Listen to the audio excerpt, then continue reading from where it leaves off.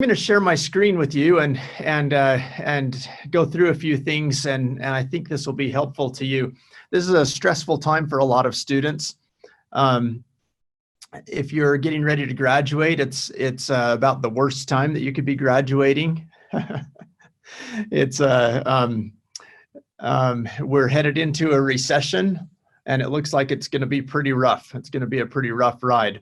I'm optimistic, however, and not all sectors, not all industries are being impacted as severely as others. And so there are opportunities. There are companies that are hiring. We've been trying our best to keep track of those companies and that information, which companies are laying off, which companies are hiring, which industries are doing better and such.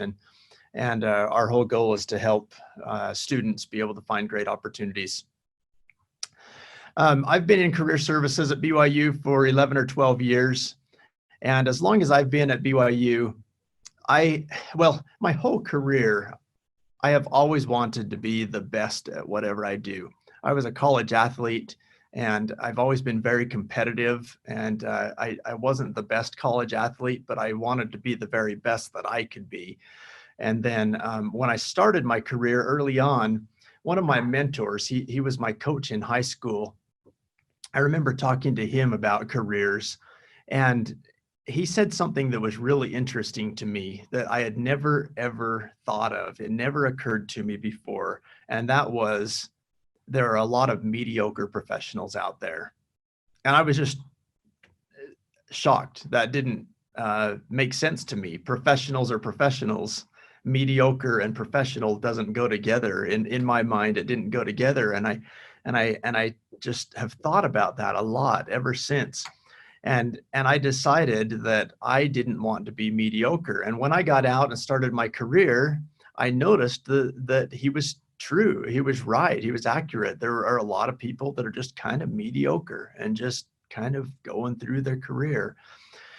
Well, when I got to career services at BYU, I started advising students, and I found that the students that came to my office most frequently were students that were stressed. They were looking for an internship or a job, and it was harder than they expected. And so I was just happy to help them and really wanted to help them. But I found myself kind of questioning whether or not I was giving them the best advice. And I sure hoped that I was, and I was doing my very best. But I wanted to know if I was doing my very best. And so I've spent 11 or 12 years looking for the most effective job search methods. And a while back, I was assigned to the College of Engineering. And when I first took that assignment, I asked one of the deans, I said, where would you like me to start? The College of Engineering is huge, 4,200 students, and I was one person. Fortunately, now we have 4 people in the College of Engineering helping us, plus Lexi makes 5. So we've got more resources there, which is just awesome. But at the time, I was the only person, and they said, well, we want the best place to start, where the greatest need is chemical engineering. And I thought, that's interesting. Why chemical engineering? And so they showed me some data. This is not going way back to when I started, but this is some recent data from chemical engineering. Oh, I'm getting ahead of myself. I've got to show you this video first. Before I go any further, I need you to know that one of the resources we should always go to are our elders. And so I'm going to show you a quick video, some advice from a grandpa. And I walked right up to the owner, slammed my fist on the desk and said, I'm your man. This is William Chambers. Now a retired insurance salesman, Chambers is just one of over 95% of grandfathers who, according to a new report from the Center of Business Intelligence, secured their first and only job by walking right up to the owner of a business and asking for a position right then and there. So I said, Mr. Carmichael, I know I don't have some fancy degree from Harvard, but I am a reliable man and I ain't scared of hard work. He stood right up He shook my hand and said, "You come in first thing Monday morning." According to the report, nearly 36% of grandfathers claim that they found employment by entering a local business with nothing but a nickel in their pockets and a shirt on their backs. 24% saw a fine-looking marquee for a business and said, "Someday my name's going to be on that sign." And 40% of grandfathers said they waited all day in the company's waiting room, snuck into the CEO's office the first chance they got, and said, "Mr. McKinley, sir, I'm your guy." It just took gumption. You didn't need some fancy internship. Looking the boss dead in the eye and showing him you were a man. That was your internship. Okay, there you go, Katie. There's your advice on how to get an internship. That's just funny. I just thought we could use a little bit of humor. So going back to chemical engineering, as I've gotten to know chemical engineering, I've realized that it is an area where we needed to pay particular attention. And so in 2017, this was some data that we found. Of those chemical engineering students who were actively looking for employment, April 2017 graduates, exactly 50% of them had found employment at the time of graduation. Now, I don't want to just talk, even though we're on Zoom. I'd like to hear from you why you think this might be. Why do you think chemical engineering graduates at BYU might be struggling more so than maybe some of the other engineering majors? What are some of your thoughts? Well, one thing I've been told over and over again, at least in civil engineering, and I'm sure there's some truth to that for chemical engineers, maybe even more so, is that people think they can go out and just get a job because they have a degree, but you need some type of experience, and they're not getting these internships. And from at least chemistry majors that I met, that their program is so extensive that they're focusing on their grades, but they're not getting a lot of practical experience. And then even though their grades are really good, they're not getting as many opportunities they like after they graduate. Yeah, really good comments, really good points. That's part of it for sure. Chemical engineering is a very rigorous major. They're heavily focused on their academics. And sometimes they don't have good experience on their resume, and employers definitely want somebody with experience, not just strong academics. So that's a good comment. Any other thoughts about why this might be for chemical engineering graduates? Something I've seen with geology, I don't know if this applies to chemical engineering, is that there aren't many opportunities in the state of Utah for us as geologists. And I've had so many friends graduate and then totally switch directions because they weren't willing to move out of state or look for other opportunities. And so they stopped being geologists. So that could be something, is not having a broad enough scope or area that you're looking in. Thank you, Katie. Yeah, you're exactly right. And that's probably even the bigger reason why I've discovered chemical engineering graduates have struggled to find employment. It is similar to geology. If you're wanting to go into oil and gas with your geology degree, there's just not a lot of opportunity in Utah. There's a lot of opportunity in Texas. And so this April 2017 graduating class, the same percentage of students that found employment in Utah found employment in Texas. So just as many people had to go to Texas for jobs as were able to find jobs in Utah. So what was happening is these chemical engineering graduates were having to compete with Texas A&M graduates or students from universities that were right in that region where there were chemical engineering opportunities. And so this presented a pretty significant challenge for our chemical engineering graduates, and it still does. So we tried a lot of things. We talked with the department and came up with this 6-step guide to successfully finding chemical engineering entry level or internship positions, and put a lot of time and a lot of resources into this website.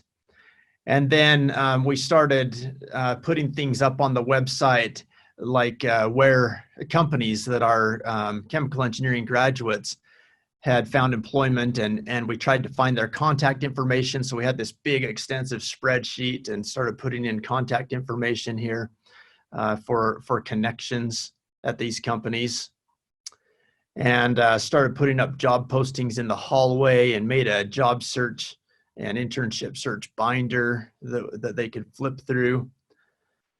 A lot of time went into tracking every single student. We started tracking every student and just following up with them. Where are you with the job search? What can we do to help you? And we had this spreadsheet that showed, updates, and more than one of us were using this spreadsheet. And then we started a course called Chemical Engineering 391, and we broke the groups into groups of 16. So it was a small class. So they had more individualized attention. And the purpose was to expose the students to different industries, different career paths within chemical engineering, and ultimately to try to get them an internship. And we called this the Mary Rasband effect, because she was one of the instructors of this course, and she was just as good as they come. She was so invested in helping her students get an internship. And so you can see that that her students, 75% of her students got internships versus 62% of the other instructors' students got internships. She just hounded the students, and if they weren't getting an internship, then she would call them up and she would connect them with companies, and she was very successful in getting internships for her students. But we were really discouraged to see that a year later, 52% of her students had found employment versus the other instructors, 56% of their students had found employment at the time of graduation. And so that was discouraging. Just because she was able to get them internships didn't necessarily mean that they were more likely to get a full-time position at the time of graduation. So we had tried all of these things, all this follow-up, posting jobs, making a real thorough website, and getting them internships, and still struggled. And so we came up with a hypothesis that it was more than just internships. It was more than just nagging. It was more than just websites and handouts. It was more than just telling them you need to network. Everybody knows that, and more than just getting their resume in shape. It was needing to come up with a strategy and teaching them how to cast their fishing pole and how to actually catch a fish on their own. And a lot of them just were doing the very best that they could, but maybe they just weren't doing it very effectively. And so we started searching around to see who was being successful at this. And we found that MBA programs, including BYU's MBA program, was using a book called The 2-Hour Job Search. And Steve Dalton is an author that works at Duke University in their MBA program doing what I do. He was an engineering undergrad and then went on to get an MBA, and decided that he was more interested in helping students than he was doing the traditional engineering type work. And so he went back to Duke University after being an engineer for a couple of years, and became a career director similar to me in their MBA program. And he found that after a couple of years at Duke University, students were having a harder time finding employment than he expected. He thought Duke University is a prestigious university. Certainly they would have lots of opportunities, but some of their international students, for example, were really struggling finding employment. And then other students that maybe didn't have a really great resume or whatever the situation might be were struggling finding employment. And he was telling them, you need to network, and he was helping them with their resume. And he realized after a while what they really needed was more than just general networking advice, more than just help with their resume. They needed a specific strategy. And so he came up with a strategy, and he put it in this book called The 2-Hour Job Search. Well, MBA programs around the country started adopting this strategy, and we found out that BYU's MBA program had adopted this strategy. And on day one, when students come to their orientation for the MBA program, they were introduced to the 2-hour job search strategy, and they were expected to understand the strategy and use it throughout their whole time in their MBA. And they tracked the results, and they were very effective. So we decided if it's effective for MBA programs, maybe it would be effective in engineering programs. And so we started to use it one-on-one, and then I also started teaching a class and teaching this to groups of students and tracking our results. Now, Jens, there in the bottom left-hand corner, he's one of our mechanical engineering students that waited until the end of his master's degree to start looking for a job. And I'm going to talk about him in just a little bit. So remember Jens, and we'll come back to him and his experience in just a little bit. So I'm basically going to show you a case study. This is a course that we started to teach, a half-credit course for chemical engineering seniors who were graduating. The textbook was $10. If you want to order the 2-hour job search textbook, it's on Amazon for $10. By the way, you might wait until the end of this month because he's coming out with a second edition that is due to be released on the 24th or the 26th of this month. And so we're excited about that. And what the 2-hour job search does is it focuses on the middle part of the job search, just the networking piece. Everybody knows, you've heard the saying, it's not a matter of what you know, it's who you know. And it's very, very true. And so the 2-hour job search assumes that you're getting help with career exploration, with your resume, with the interview, with negotiating. You're getting that help somewhere else. This strategy is hyper-focused on just networking. So prioritizing employers, contacting people at those companies, and recruiting advocates within those companies to provide internal referrals. Now I'm going kind of fast here. I'm going to just give you an overview of what we did and what this strategy looks like, but please chime in if you have questions.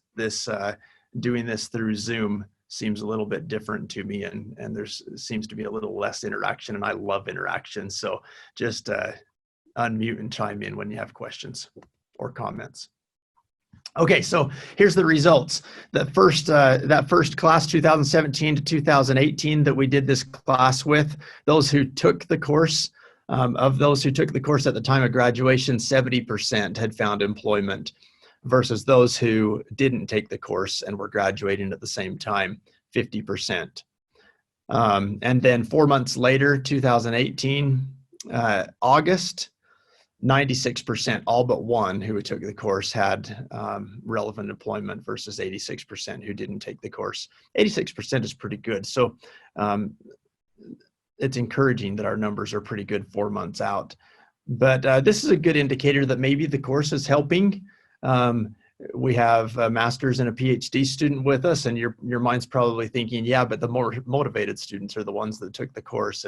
And so this wasn't we didn't have a perfect control group, but we do have some indicators here that maybe this is effective. And then the next year we did it again, 2018, 2019, and we just got these results put together. And similarly, 84% at the time of graduation, so it was improved, versus 64% who didn't take the course. And then 4 months after graduation, again, all but one of those who took the course, 96%, had employment versus 74% of those who did not take the course. There's one more indicator that I really like here, and this one might be the best indicator for me that this strategy is effective. And that is, of those who took the course, 73% found employment outside of those companies who were coming to campus to recruit, versus 44% of everybody else who found employment outside of those companies who were coming to campus. And so the reason why I really like this is because it's an indicator that the students were being proactive and going and finding the best fit for them, the best opportunity, not just defaulting to the companies who were recruiting at BYU.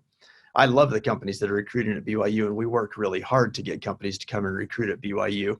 But I was really encouraged to see that students were getting out there and finding finding the best jobs for them and not just defaulting. So this is a really good indicator for me and got me really excited. And so we wanted to continue doing this. I was asked to present on this data at a conference. And so in preparation for that, I emailed my students and just asked them a couple of questions. I said, how helpful has the 2-hour job search been in your personal job search? And all but one person said extremely or moderately helpful, and only one person said neither helpful or unhelpful, so 89%. And comments, I think let's see. I think it's a great resource. I just wish this resource was given earlier in the program. Sorry for the typo, this is copied and pasted. It would have been helpful for finding an internship. Another comment. If you could do anything differently was a question I asked. I wouldn't do anything different. Reaching out to people at companies was a game changer. And then you'll start to see that some of their comments were similar. This person said, if I could do anything differently, I would start earlier. This person said I would start earlier. Another person said I would start earlier. So you can see there's a trend here. How could BYU better assist you, I asked. I probably applied to 50 plus internships my freshman to junior year. However, I only ever heard back from a few, and they were always rejections. I feel that if I knew how effective reaching out to people for informational interviews earlier in my schooling was, then I might have had a yes somewhere along the lines. And this person said, engineering school should really provide more resources. Not enough students know of how much Monty could help them or even know about the career course. It should be required.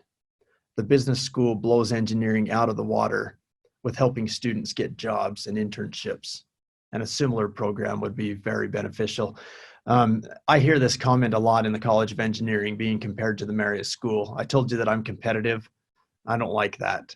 And so this comment really struck me, not just because I was mentioned, but because it was comparing. And then how could BYU better teach us this sooner? So that's a little case study that we did on the 2-hour job search and some feedback that I got from students in preparation for presenting to this at a conference. Okay. Are you interested in seeing kind of an overview of what this strategy looks like? Would that be helpful? Hey, I have a question. Yeah. How many students have you seen get through the whole list of employers that they search for? Oh, really? Really good question. So as we go through this, we're going to show you what this strategy looks like. And the first part of that strategy, what Andrea is referring to, is making a list of 40 employers. And then you're going to prioritize that list of employers and only focus on the very top employers and just gradually, ever so slowly, work your way down the list of employers. So you're only going to be working on 5 employers at a time, reaching out, trying to find a good contact within that company, ultimately trying to find an advocate within that company who's going to mentor you and help you from the inside. Andrea's question is, how often do you see people make it through their whole list? What I've found, and what the author found, is that most people start having success by the time they get to number 10 on the list, and they don't even make it past number 10 or 15 on the list. But there's a reason for having 40 on the list, even if you don't make it past 10 or 15, and we'll talk about that in just a minute. Good question. Okay. Let's jump into this then, and I'll give you an overview of what this strategy looks like. So there's 2 problems in the job search right now. The first problem is that there are more companies and jobs out there than you're aware of. 2/3 of jobs are at companies with 2 to 99 employees, so the smaller companies. And most of you know about the brand name companies, but actually the brand name companies only make up about 0.1% of the companies that are out there. So so there are lots of companies out there that you don't know about. And because everybody else knows the same companies, those are the companies that are getting lots and lots of applicants for their positions. And which leads to the second problem, and that is the technology has made it super easy for applying for jobs, which means that those companies are getting stacks of applications. So we were at Adobe, for example, and asking them for tips. We brought a couple of students with us, and we actually let the students ask questions. And one of the students said, if I want to get an internship with Adobe, what would your advice be? I've applied online and I never hear back. And he said, well, applying online just is not effective. It's like a black hole. At Adobe, we get so many applicants that it's highly unlikely you'll even be noticed if you have a good resume. And she said, well, what should I do then?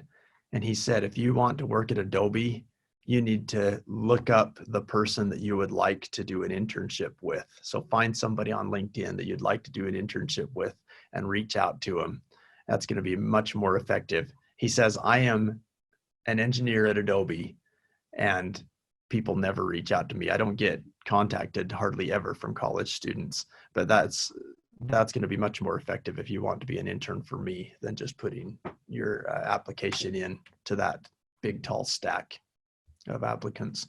So so the 2-hour job search addresses these two problems. And here's the strategy, big picture. Number one, identify possible employers. So he gives you some steps to take to come up with a list of 40 employers, and then he gives you some steps to prioritize the list of employers. And he's very efficient. He gives you time limits for every piece, every step, so that you're not wasting time researching companies yet. You're just prioritizing the list. And then ultimately you're going to find the best contact within each of those top companies to try to get that employer's attention. The reality is you're always competing a bit against somebody who has a connection with the company. And if you don't have an uncle or an aunt working at that company, then you need to find a connection. So here's an idea of what it looks like. I told you that he puts time limits next to this every step. You're going to make a spreadsheet with a list of 40 employers in 40 minutes. And then you're going to, in the second column on your spreadsheet, quickly get on LinkedIn and see if we have any alumni at each one of those companies. And then in the next column, you're going to give a score from 1 to 5 on how motivated you would be, how hard you would be willing to work to get a job with that company or an internship with that company. And then finally, your last column on the spreadsheet is the P. So this is a lamp list. And the P, you're going to do a quick search for each company and see if they have any postings on a job board such as Indeed.com. And if they do have postings, then they get 2 points. If they have postings and they're relevant postings, they get 3 points. If they don't have any postings, they get 1 point. So the more relevant the postings, the higher points. And then based on these factors, you're going to prioritize your list. And in 70 minutes, you should have a prioritized list of companies to start with. And this is kind of the foundation for the strategy that we're teaching, that we're talking about. Any questions about that? This is high level and I'm going really fast. So throw out questions if you have any questions.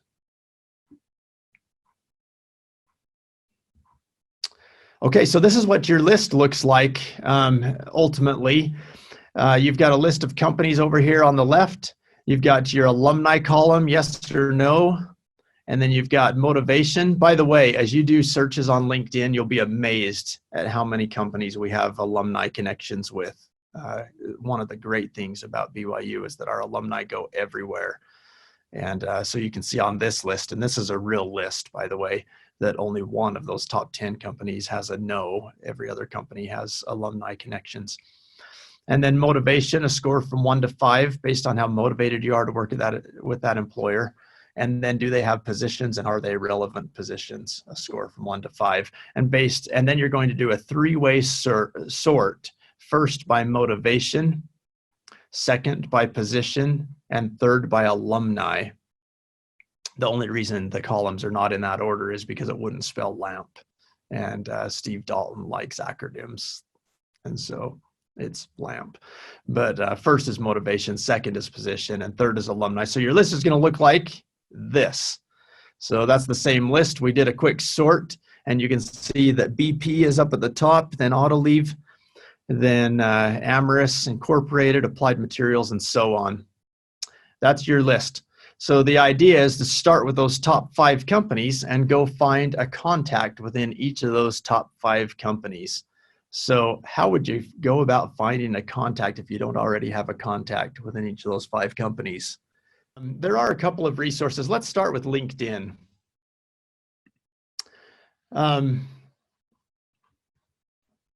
Do all of you have a LinkedIn account?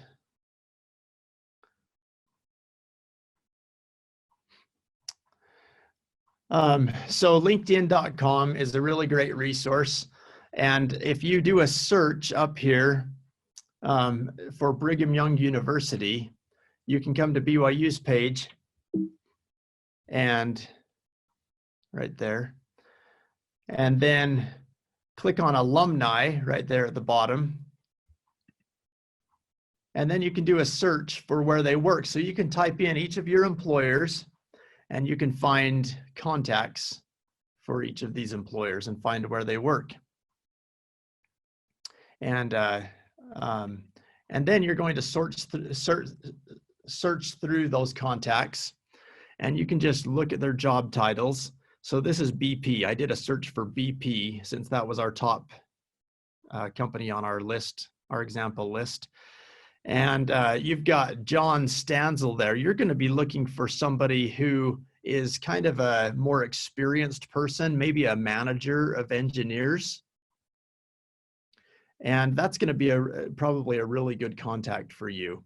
And so I just did this morning, did a quick search, and I found John Stanzel. And then how do you initiate this conversation? So now you've got a really great contact. He's a BYU alum. He works at your top company. How would you start this conversation? So what I like to do is I like to go get their email address. Now you could click on connect or you could send him a message, but I like to go get their email address. And we subscribe to some software called Careershift. So it's byu.careershift.com. And you can go to byu.careershift.com, create a profile. You'll need to have an access code, and I'll give that to you in just a minute. And once you have entered that access code, so you don't have to pay for this, then you'll do a quick search. And so you can see here, I typed in John Stanzel, and it pulled up his email address and phone number. And then you just shoot him an email. I've found that it's easiest to find them on LinkedIn and then to go get their business email and shoot them an email real quick. And the other way to get their email address would be through our alumni database. Why would I go here to get their email address before I went to the alumni database? Any ideas? I've heard that on LinkedIn, it's the people who are updating their profile, and so it's probably more accurate than the database that we find here. Yeah, that's one reason. Thank you, Lexi. Yeah, one reason is people are not updating their alumni profile as frequently as they are updating LinkedIn. So you're right. And so and then also this is from CareerShift, and this is going to be fairly current information from company databases. The other reason is this has their business email that they're checking every day, versus the alumni database probably has their Gmail or their junk mail that they may not be checking every day. So I like to get their business email, and then you're more likely to get a quick response. So you're going to reach out to one person at each of your top 5 companies by finding them on LinkedIn and then doing a quick search on CareerShift. Any questions about that? It's awesome. So I told you I'd give you the access code. The access code, if you want to use CareerShift, is BYU Alumni 18, just like you can see right there in the top right-hand corner. And so you'll get on, you'll go to byu.careershift.com. You'll fill out a little profile. It'll ask you if you have an access code, and then you don't have to pay for it because we pay for it. And it's a really nice tool. There are some other resources that are helpful. We talked about LinkedIn. We talked about CareerShift. Our website, careers.byu.edu, has some really good resources. And then alumni.byu.edu is where you can access the alumni database. And so some people are not on LinkedIn, and sometimes you'll find them in our alumni database. Speaking of alumni, BYU Connect is a brand new tool that the alumni office has just rolled out. And BYU Connect is at connect.byu.edu. You might actually start at BYU Connect before you even go to LinkedIn. The reason why is because it's such a new tool. The only alumni that are on BYU Connect are alumni who have opted in and are interested in mentoring students. And so you're going to find low-hanging fruit on connect.byu.edu, people that are interested in talking to you. Any questions about any of these resources?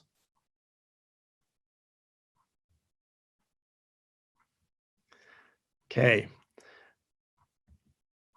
All right, and then the next thing you want to do is you want to reach out and have a conversation. So you're going to email these people, and then you're going to say, hey, I noticed that you're an alum at BP, and it looks like you're a manager of engineers. I would love to have a conversation with you sometime. I'm studying geology at BYU. Could I visit with you over the phone or over Google Chat or something like that over the next week or two? Right now, I'm just quarantined in my apartment, and so I've got plenty of time. I'd be happy to meet your schedule. And that's all your email is going to say. It's going to be very brief, 70 words or less. Start out with that connection that you both went to BYU, and then see if they respond.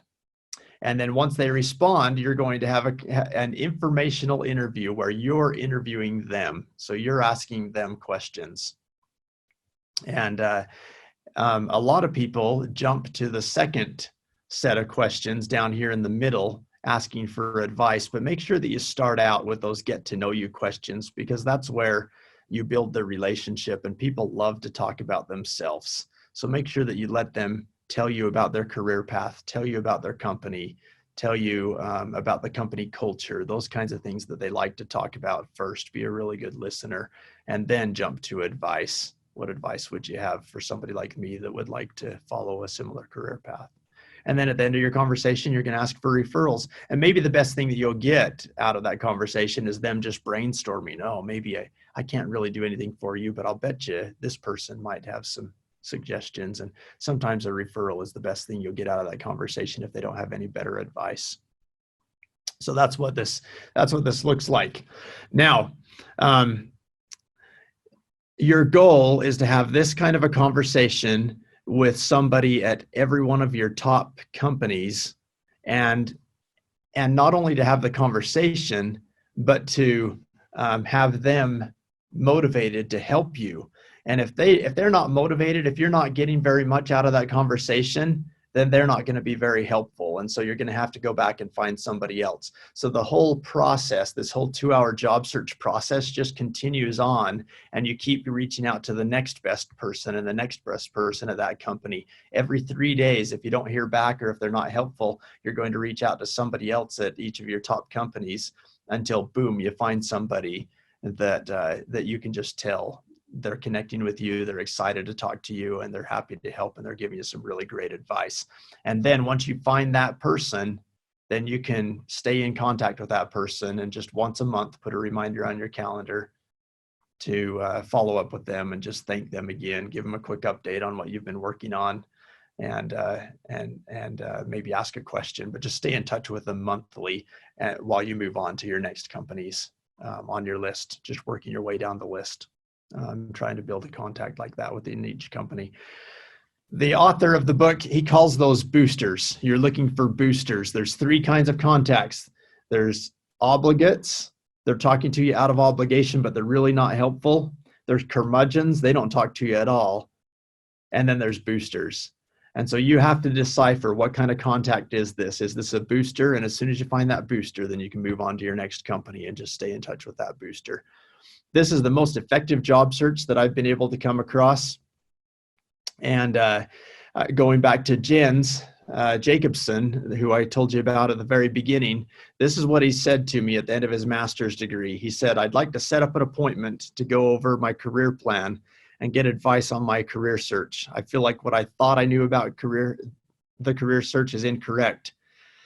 And I'd like to figure out a new plan. Thank you for your time. Best, Jens Jacobson." After meeting with him and teaching him this 2-hour job search method, he sent this email. "I received an offer from General Dynamics in September and decided to accept it. I start on November 19th. I owe it to the advice you gave and the book you recommended. It really does work. My timeline looks something like this. July 1st, started reading and implementing the 2-hour job search. July 25th, had a conversation with a VP of engineering at General Dynamics. Turns out they had just had a bunch of openings at one of their facilities. August 3rd, phone interview. August 21st, interview in person. September 6th, offer extended. And September 24th, accepted job." So basically, I went from having no job prospects to accepting an offer within 2.5 months. I thought you might appreciate the update. Thank you again, Jens. Jens is just one of many, many examples that I've had as I've been using this strategy. So this is just, going back to what I said at the beginning, my whole goal in my career is to be the very best at what I do and make sure that I'm giving good advice. I'm continually looking for better. This is the best that I've found. It seems to work. I've given you just a high level overview. I haven't given you all the details that are in the book. So I'd like to know what questions you have while we have 1 or 2 minutes before we end. Any questions?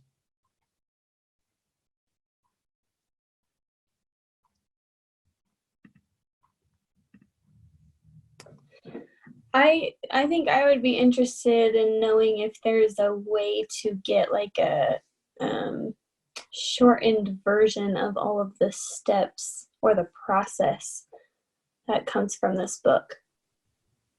Is there anywhere to find that?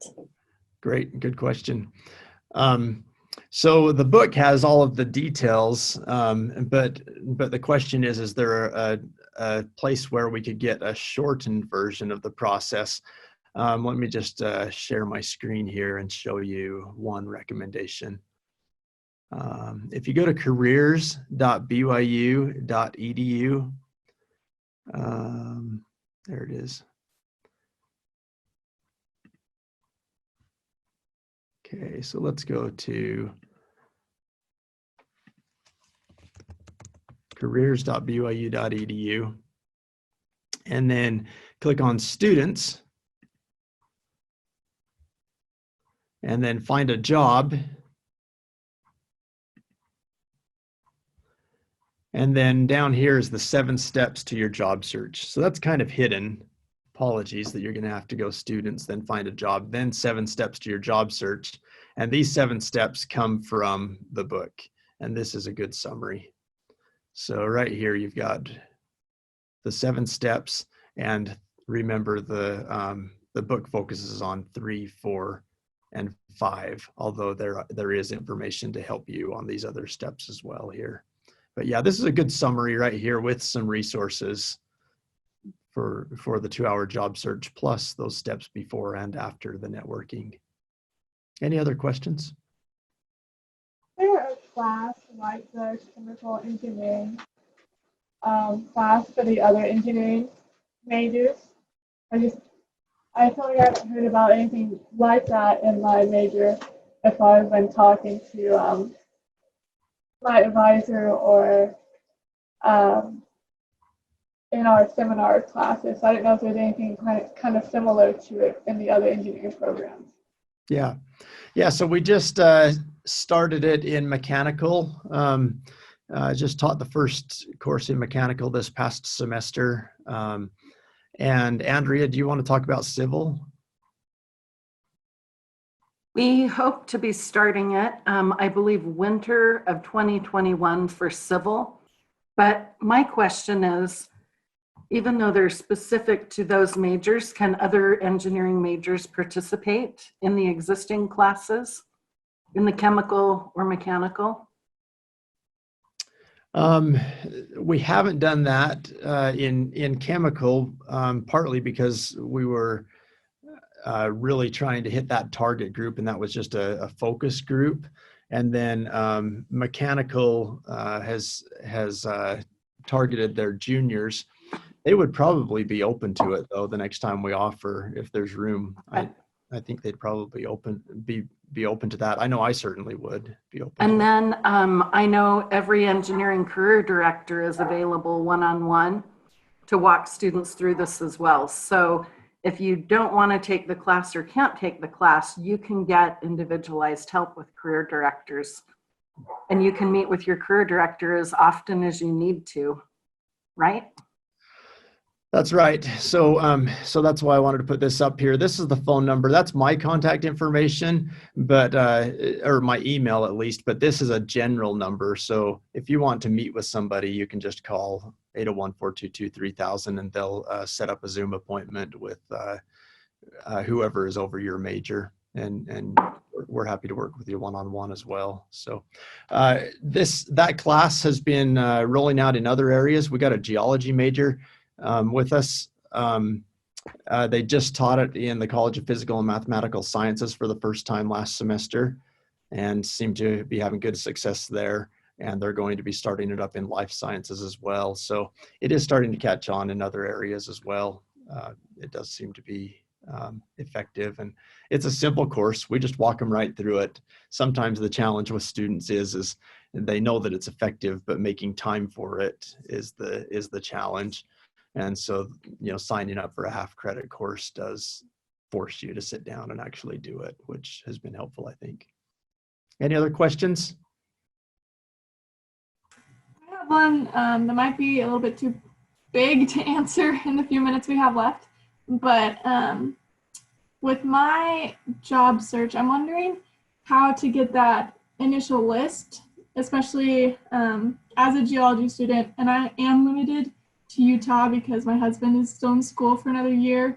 So I can imagine looking for geology specific jobs, but then I need to also look for things with the skills I have, like the technical or computer programming skills. And that seems really daunting to find employers. Yeah, sure. Really good question. So let's see here. So there's a couple of different ways that he suggests. One way is going back here to our alumni database, I mean the alumni page on LinkedIn. So this is really cool. You can click on next here. So we're on BYU's page, you click on alumni and you can click next and you can search by what they studied. So we could put geology in here and just see who the top employers are of our, we have to use their major categories. And I noticed that there was more than one geology there. So there was geology and earth as well. And then we could search by where they live. So we could do just Provo and Greater Salt Lake area and see who the top employers are of our geology graduates here in Utah. And this might be a good place to just come up with a list of companies that have hired our geology graduates. And you could put in some keywords as well to maybe find a few others. So that's one place that you could go. The other place is going back to Careershift. We talked about how Careershift is a great place to find contacts and email addresses, but also it's a great place to search companies. And you can search companies by industry and by location and by keyword. And so you could put in geology and just search by Utah. And you'll probably come up with some companies that you didn't know about. So you could add these companies. You got 66 companies that came up, and some of them might be worth putting on your list. So yeah, so I think LinkedIn and Careershift are my favorite options. The third option that he mentions in the book is Indeed.com, which is a job board. and you can do some job searches and just see which companies are posting jobs in Utah. Thank you so much. You bet. Okay, well, thanks for joining. You've got my contact information. Love to help out. Good luck. Don't stress too much. Things are going to work out. I will just conclude, because I work at BYU. I like to conclude with my testimony, and that is that our Heavenly Father knows you, and there is a plan for you. And so that can take a little bit of stress away. As long as you're doing your part, then He'll direct your paths. And I leave that with you in the name of Jesus Christ. Amen. Have a great day.